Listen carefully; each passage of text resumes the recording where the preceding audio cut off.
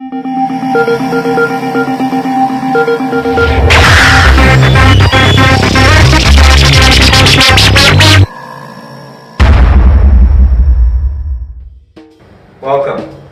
to an episode of Factory, Actors Roundtables. Today we're here at Boathouse Galley, 81 McPherson Lane. So come, join us for some conversation and some pies. Allow me to introduce around the table. This is Anwar Hadi, Geraldine, Shafi, Hello. Abby Al-Kahir, Renee Chua, Cheryl Kurjan, Zaki Nasir. Hi. So, actors who have never done a TV commercial. Why? Anwar, why? Whoa.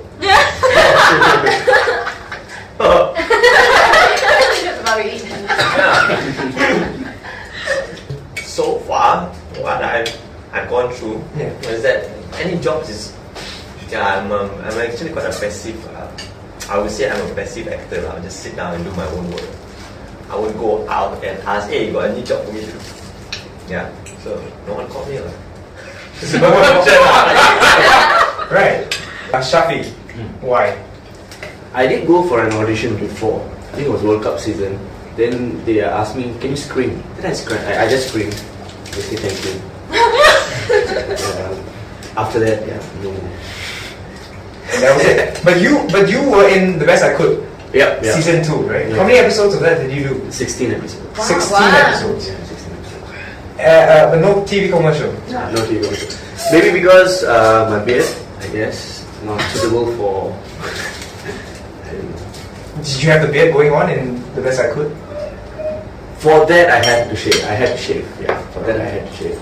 Because this is me. This is how I look on off sites and off days. This is how I do. So if there's any role that comes, say, okay, I need you to shave. And say, okay, I shave. Yeah. Was it difficult juggling the different tasks you had? Because I know some of you own or co-own companies. Now, Zaki, you co-founded Zak and Gaz. Yeah, just a brand new company. So we haven't had anything out yet, but we got lots of plans, Yeah. And Shafi, you co-founded Just Theatre. Yeah. So was it difficult to multitask? Actually, not really, because most of the rehearsals will happen in evenings, and then there's periods. You see, like if I'm doing projects for TV, I'll make sure that I don't take up any theatre projects, or I don't have any theatre projects that particular period, unless it's like one time off. Like, hey, Shafiq, there's a shoot going on. I need you to be doing this role, that role. So that one I'll take up because it's just 1 or 2 days shoot. But if it's a big project, then I will not involve myself in theatre. Why have you not done a TV commercial, really? Exactly. Yeah. I don't go for auditions for TV commercials. Anwar. Hey, Sorry. Anwar.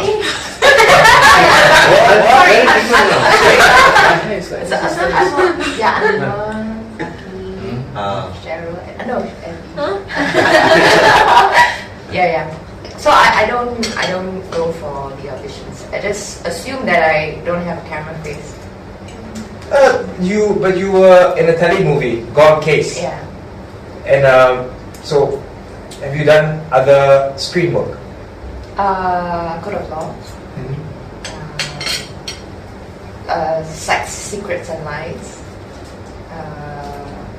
Just some episodes here and there. So why would you- episodic cast. Right. Why would you assume that I think camera face? all along I like have off? identified myself as a theatre actor, so I don't, as in I didn't really pursue like a career in acting in front of a camera. Yeah. So most of your acting work is for the theatre, Yeah. and you've directed for the theatre as well. Yeah, I did a couple of shows. Community theatre, theatre in education. Yeah. We have an actor here who has been directed by both Renee and Shafi. Abby, are auditions scary? It used to be, but after a while it becomes part of the job. Why would you then not have done a TV commercial?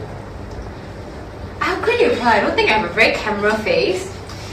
I actually go for auditions for commercials all the time, and previously I had a huge mole here, and there was this lady who just stood in front of me and just like, "Oh, you have this mole here, and I cannot tell whether you're Chinese or you're Malay. I don't know how to cast you."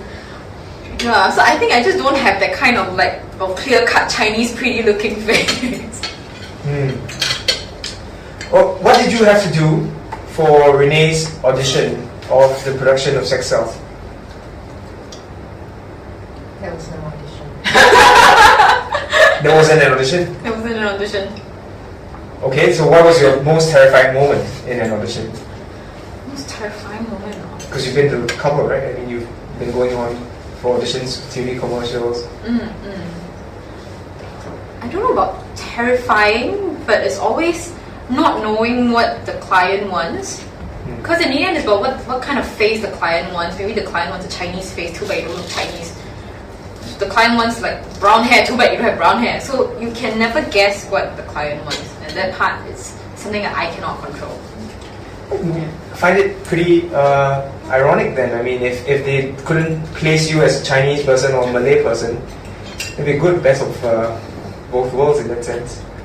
No, I think they are like, so let's say in their minds they really want, I want a Chinese face, slightly brown hair, big eyes, small mouth, and then any part that you don't fit in, then that's too bad. Sorry, this is not the commercial for you. Yeah. Cheryl, you've done a couple of productions with Yesterday. Yes. Were you contracted full time or a certain period of time with them? No, I wasn't. Because I was freelancing. So back then I was with Universal Studios as a performer host. So aside that, that's my full-time job. So this was like my freelance. Yeah. So they were project-based contracts. Yeah. And did you have to audition each time? No, I didn't. So it's like a call. Yeah, because the first playtime I ever did was with directed by Daniel Jenkins, and he was my lecturer in school. So he taught me audition techniques. So that was when we had to prepare like monologues and do your research and then present it to him. So probably that's when he saw like my potential, and yeah, he just asked me like, "Hey, I'm directing for this show. Do you want to do it? Are you free to do it?" And I was like, "Of course I want to do it." And so yeah, that's when it started. Yeah. What about you, Zaki? Why I'm not? With Theatre Kami, you did Tua Yeah, Tua. and Jangan Kurang Ajar. That's right. Were they also project-based contracts? Yes, project based as well. Because I mean, I'm primarily a freelancer, so I go where the work is like. As to why I think I'm not in a lot of ads. I mean, as Eddie mentioned before, they are very specific when it comes to casting. Because I mean, even more so than let's say a production or a show, they want to sell a product directly to the customer, and I guess we have to fit the profile of the customer that they are selling to, at least the image they want the customer to aspire to. So I don't fit in a lot of molds. I mean, I've got my race, I've got my body shape, my facial features and everything. So I guess because I have applied to go for auditions and stuff, but I usually don't get a call back because once you see the picture, it's like, okay, I don't want this guy. This guy doesn't sell bakwa or something like that. Right. And with those projects that you did, those project-based contracts, did you have to audition again? For some of them, yes. Yeah. I mean, because like initially when I started out with the Kami, I have to show what my quality is. I mean, that should be the way anyway. But subsequently, after knowing my quality, they decide, okay, we can work with him. So subsequently, but I know I directed Tua. So who directed? Jangan Kurang Ajar. Exactly. That was Adib Kosnan. In fact, that happened earlier this year in May, if I'm not mistaken. Yeah, and so because I've already done about 2 projects with Theatre Kami previously, so I kind of fit the bill already. So I mean that's how it goes, right? It's usually you always have something very specific in mind, and you happen to fit the mold. As in with the role of Jangan Kurang Ajar, they needed a Malay teacher-like person who can be bilingual, and because I'm stronger, I'm strong bilingually, so I guess that's why they thought of me straight away. I fit the mold. Unfortunately, I don't fit the mold for a lot of TV ads lah. So do you think it would have been different, if both productions, for example, or because you did 2 before 4, so 4 in total, 2? No, I think 3. Right. If all 3 productions had the same director, for example, for instance, do you think you would be required to audition again, or would you do the same as a future director? Would you audition actors again for differing productions, or would you stick to the same actors? Would you prefer?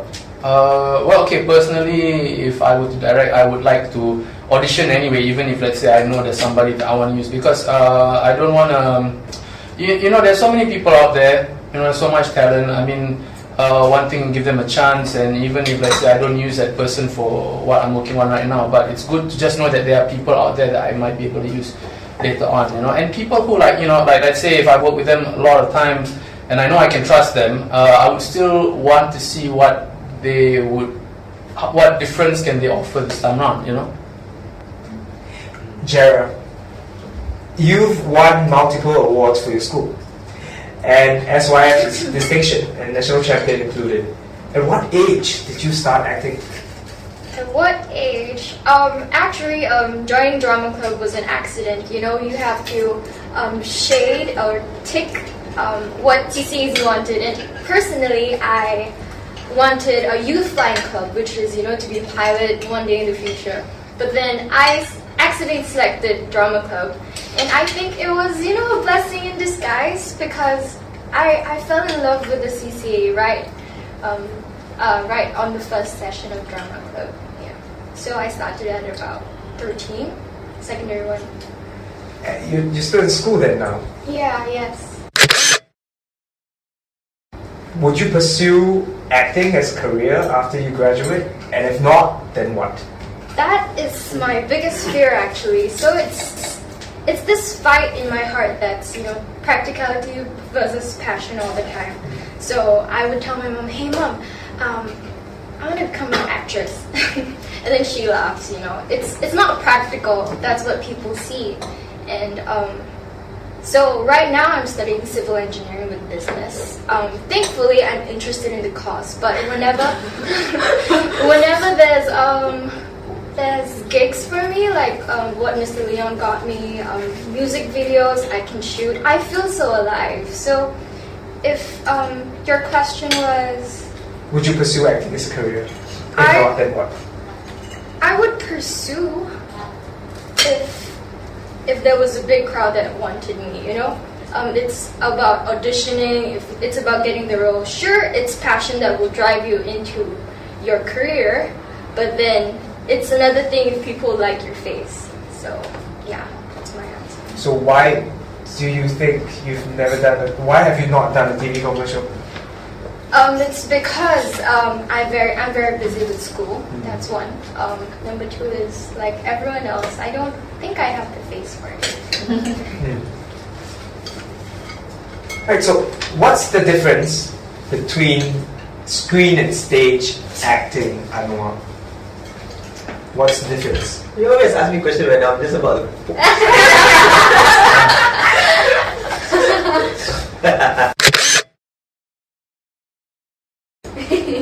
I think it's two different art form. Sorry, what's the question again? What's the difference between screen and stage acting? What's the difference? It's very clear cut. What's the difference? Okay, I think it's two different art forms. It's totally. I would say acting is one. Acting is the main base of it. So acting for screen, acting for stage. But the art form is totally different, I'd say. There are many times. I'm a trained theatre actor. Then once in a while, then do on screen. I realize I get out of frame easily. Yeah.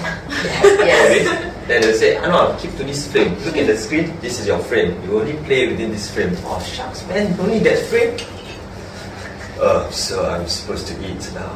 The acting is only right. So, yeah. So how have you been? Like that, right? No, but You see how I'm moving right now? I'm all over the place, right? So on stage, I prefer to be all over the place. You know, the way you act on stage, you can be all over the place. There's no cuts. You keep it going, flowing. I think it's a normal answer. Alright, you just on stage, you just keep going, flowing. You forget your lines, you carry on. You remember your lines, you make it more interesting, colorful. But I sense that there's very little continuity on screen. It's like, okay, cut. Oh, shucks, I was about to get there, man. You know, kind of thing. Yeah. So that's the difference. So I would say that if I'm a full-time screen actor, the way I play my roles are totally different. I'm adept to cut and move again, cut and move again, cut and start again.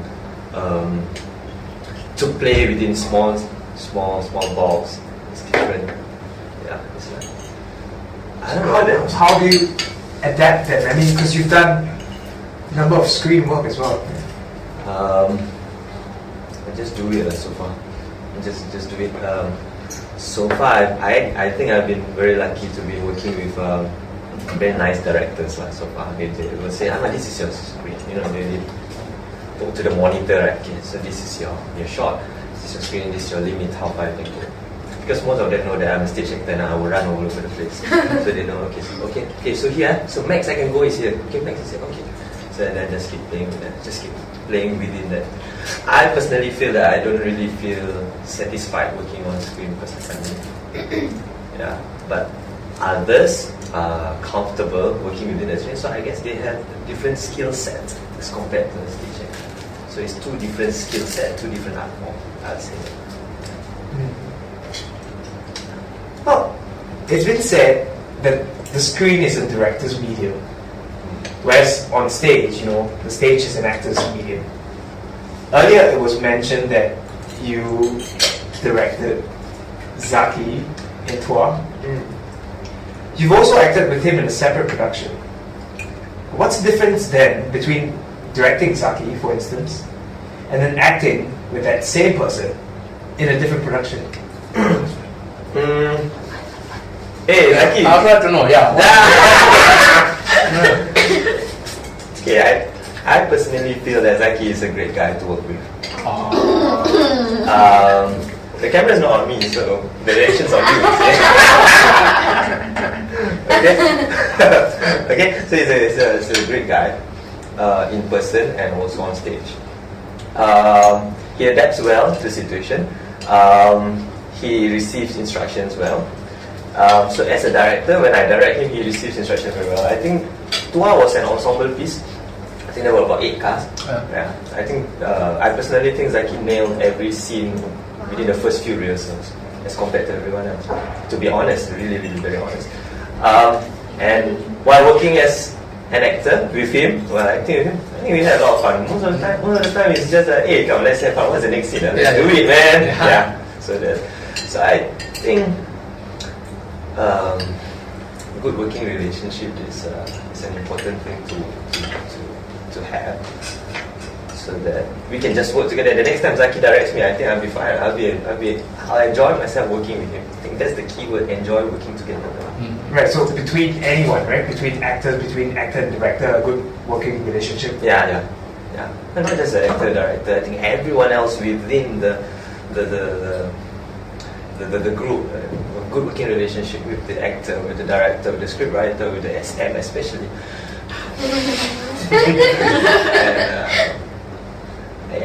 With the crew, the guy who fixes on your mind, everyone, you have to have a good working relationship with everyone, so that yes, it is a job, but it is a job that you enjoy. You might as well enjoy everything about it. Yeah. Did you think that was going to be like that, or like what Anwar just said? Having a good relationship with the stage manager, production people, or sound person, or SM, yes. Yeah, I think it's not just acting. It's not just for actors to have good relationship with anyone. It's this mentality everyone should have, actually, to make the journey always enjoyable by making good relationships with everyone. Yeah, in the production team. Yeah, so I agree. Renee, what do you think? Do you agree that the theatre is a director's medium, or and then the stage is an actor's medium?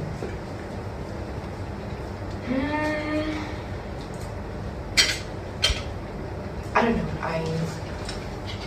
I mean, if you would like to stereotype or simplify or generalize, yeah, you can say that. But essentially, the stage, the theater that I believe should be all the different elements coming in together, and they collaborate to come up with this piece of performance or this story to tell or this message you want to tell to the world, or So everybody, including the director, including the actor, including the choreographer, or depending on what elements, multimedia, light, sound, the designs, yeah. So it's not anybody. It's not one particular, not the playwright, not the producer, but everybody coming together to create this piece. I would say, based on my very limited exposure to TV and film, I would say the director or the editor has bigger playing field, because after the footage has been done or the shot has been done, right, in the editing room, you can still edit it in a way that in a way that tells the story. There's more control from the director, but for stage is once the director is done with the rehearsal and you put it on stage and it's opening night, that's it. You leave it to the actors. So if the actors, along the way, after doing maybe 20 runs, they discover something new about their character, they will add certain gestures or the way they speak into the characters. In that sense, you can say it's more like an actor's medium. But then prior to that, all the designs and how you put everything together, and actually everybody has a fair share to play. And I kind of like that. What are your thoughts, Abby? Because you were... Yeah, I do feel that as an actor, especially if we do film and TV, a lot of the control is at the editor's room with the director. And there have been cases where people acted in the whole show, and then the editor just decided, the director just decided, I don't need his character, so I just completely cut him out. So I think in film and TV, the actors have less ability to control things as compared to stage and theatre. What about less you? creative input, I would say. Yeah, for TV film. What about you, Cheryl? What do you think? Yeah, I agree with what both of them said. Like, cause I got friends doing like TV or like film, and then it got aired on TV, and then like on the internet, and then they're like, she publicized it just like, oh hey guys, I'm gonna be on TV tonight, catch it, okay? And then when she watched it, she found out that all her parts got cut out. She was quite mad, but I think She got paid, right? yeah, so that was after the whole thing. So yeah, she got paid. I think she did. But yeah, I think I prefer theater more because it's more real to be in the moment, to relive that story so many times, and knowing that it's a risky thing. So if you do something wrong, you cannot have a cut and retake it. You just have to pick yourself up and continue on. So that's my favorite part. Like, there's a risk. You're risking yourself. Yeah. So you've never done screen work? I did for like my poly friends who had like assignments and stuff. That's all. But I didn't really enjoy it because there's a lot of like. It's very different from theater because in rehearsals you're constantly like on the roll. But as for film, it's just like, okay, let's do this scene. If it's not yours, you just wait and you wait and you wait, which I cannot. So yeah, I like to be active. Yes. Shafi, I'd like to know what you think. Actually, I agree with all of them. Everybody has, it's like a collaboration here itself. Everybody has things to, the elements that they have mentioned. But personally, being there and done that, both,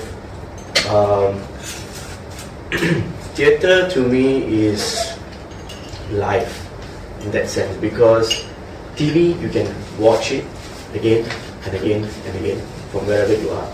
But theatre has this speciality that you have to be there. Even as an audience, you have to be present at that moment. And when you do that, that's when you feel it. But if you want to record it and watch it back at home, if I re-telecast it on television, you won't get that effect. So that's the magic theatre has. And another magic theatre has always had was the process. The process allows anyone to transform. But for TV, usually the persona comes out. That means you play yourself. There's this a bit of yourself in there. Or the roles that you get, it's about your face. Whether you suit the role. Whether you have that, like for example, usually for Vasantham that I do, they usually call me for romantic roles. But I can never play a romantic hero or romantic, I can't be romantic, you see. So that's me, but they say, oh, you have the face for that. But they can't, they won't like immediately tell, okay, this guy can play a rowdy, or this guy can play a, bandit. Yeah. So, persona plays a huge part for TV, or film. And for theatre, you don't need anything. You just have to be committed. Your body is your weapon. Your body is your tool. Just come in, and you can get molded by the director, or even by yourself. Because it's a learning process. It's a two-way communication. One is the director is telling you to. There are some directors who say, I want this. You walk 5 steps down, take 3 steps to your left, and then I want you to sit down without making a single noise with the chair. And there are some directors who give you a blank page and say, fill it up. So I prefer, so when I directed my first work for theatre, I followed the letter, which is to give my actors the freedom, the liberty to move around, to create themselves, to create the characters that they're playing. Because at the end of the day, it's yours, it's your own. To take ownership of the character. And there's no such thing as, like, because for TV, one simple experience I had is like, I won't get script until the day.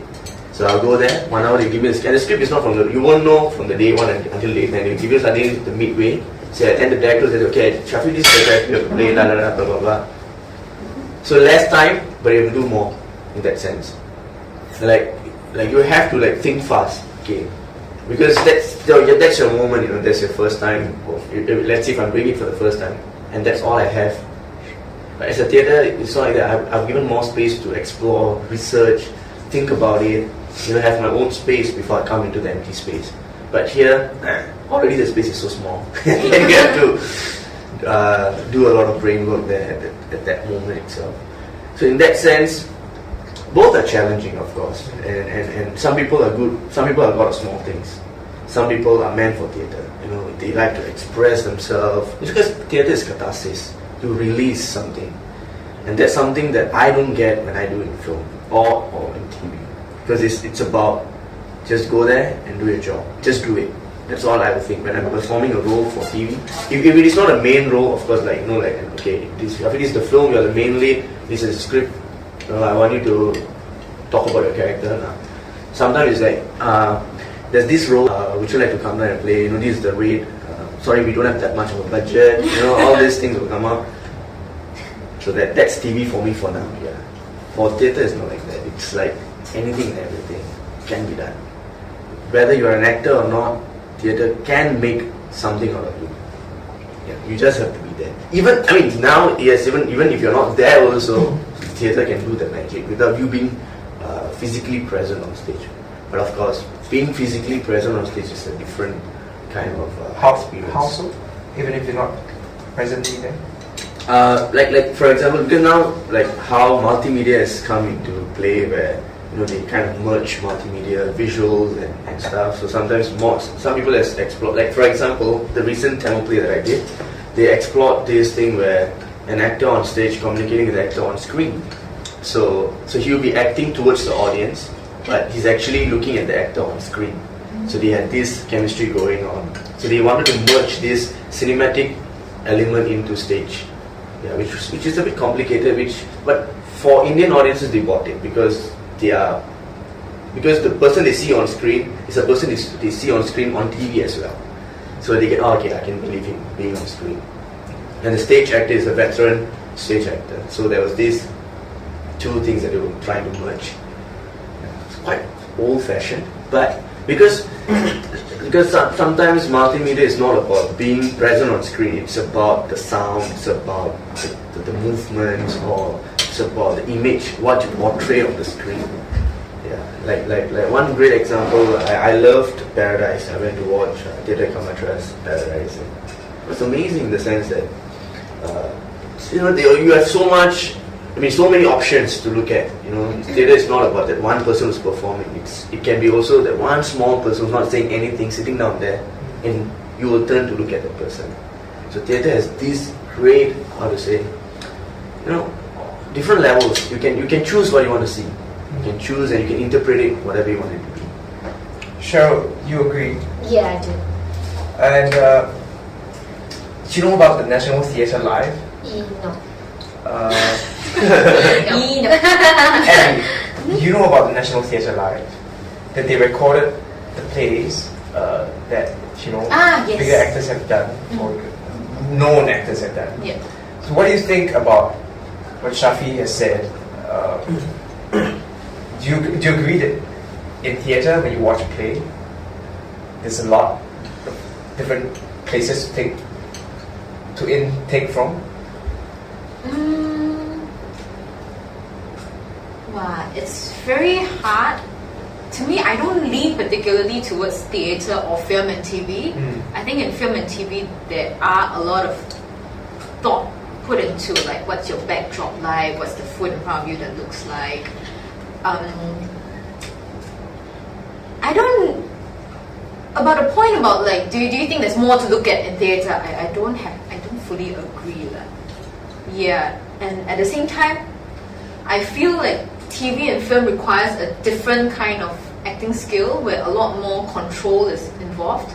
So theatre, you're allowed to be free, cathartic, like you mentioned, whereas in TV, you need to learn a kind of control.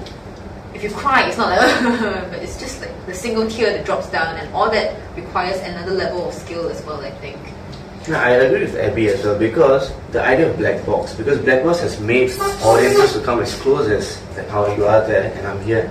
And when you do it in the controlled way of crying, I can still see it. So there was this video I watched recently where it was in a class, so like it was shot in a film. So then the lecturer asked, okay, do you think this is a film or theatre? So everybody said it's a film, but so he played the second half of the clip where the camera zooms out and you'll see all the audience sitting around. And then it's actually a theatre performance, but everyone believed that it was a film. So that's how theatre has become the whole idea of black box and making audience come as close, being intimate to not like those Victorian style, the stage and then audience and you watch from a distance. But now it's in a very circular, in a very not even circular, it's a very close proximity acting. And like I agree with the control acting always wins for most of it, like be it on screen or be it on live theatre. Because when you wail and stuff, it depends. It depends on the character that you're playing. If the character requires to express in that manner, then you express in that manner. But if the character can control it and then just a smile will do, right, that can kill a lot of people. So it depends on the audience itself as well. So what I believe is theatre today, the great thing is it has moved the audience close to the actors, close to the performers. Yeah, and that's an incredible thing. What are your thoughts, Saki? My thoughts? Well, I think that whether it's theatre or it's film or TV, right, ultimately whoever is creating it, has the intention of creating something. I mean, like when you ask, is there more to see in theatre, is there more to see in film? I guess like both creators, want to provide something wonderful for the audience, and if made well, it doesn't make that much of a difference. If anything, as experience as an actor or somebody behind the camera, I think it's a matter of higher the stakes. Like you're playing, you're gambling, because in theatre it's like it's a long-term investment. You work with the actor, and then after that you leave him to do what he needs to do on stage, and then the risk is whether he'll pull it off or not in that one moment. Whereas if you're doing TV or you're doing screen, then it's a matter of like okay, go ahead, do it. The actor doesn't pull it off, never mind, cut, that was shit, let's go on to another one. So yeah, so it's like you still gamble because you know this. You're not sure whether this person can give you what you need for the screen or for the stage, but you know, at least when it comes to in front of a camera, you know, like you give the actor more opportunities, and that's what I personally enjoy as an actor. Is that because I'm very harsh on myself, and I feel that everything I do is like shit. So if you as a director give me another chance to try and do it again, you know, and if I can get all that variety out as an actor, I feel very satisfied because you know in that like one moment, because I mean if you're doing it right, and I hope I've been doing it right, but you know like you're in this moment, you're in this zone of this character, and even though you break it up, you cut, but as long as you ride that energy, and I just enjoy, like you know, like if you're a boxer and you go for one punch and you keep on punching and punching with the same strength and everything, you know, yeah, it's very satisfying as opposed to, let's say I'm an actor and I mean, you know, some nights, some shows you hit it, you know, you hit the mark and you're satisfied as an actor, and there are some nights where you're just shit, you know, like second show and for some reason you just didn't nail it like you did yesterday, like oh man, if only I could like go back and take it and do it again, but of course you can't because in theatre you have to move on, you know. So that's why, I mean, like Anwar said, they're both very different experiences, but I think ultimately both strive to, like, if done well, to provide something very wonderful and worthwhile for the audience to watch. Yeah. Jared, do you have a preference for acting on screen or on stage? I think I have hardly any experience. I have not enough experience to choose between the two. So I think both are actually satisfying to me. It's the idea of having someone watch you and you being as a tool to send a message out is actually the main reason why I love this art, both theater and acting on screen. Yeah. So with that, I mean, Cheryl, would you, because you said you were talking about the helping out with your friends' projects. Would you look forward to more screen work? I would want to, because that was like students' work. You don't really know. That's not what it's like outside in the industry, I suppose, because they're still learning, I'm learning. So if opportunity comes, I would take it. Yeah. I mean, I want to do more than just theater, because you get to learn different things from different industries. So hopefully. Right. With that, I'd like to thank around the table once more Anwar Hadi, Gerald A, Shafi, Andy Al-Kahid, Renee Chua, Cheryl Kurjan, Zaki Nasir. Thank you so much. Thank you. Thank you for having us. Yeah, thank you for having us. Enjoy the food.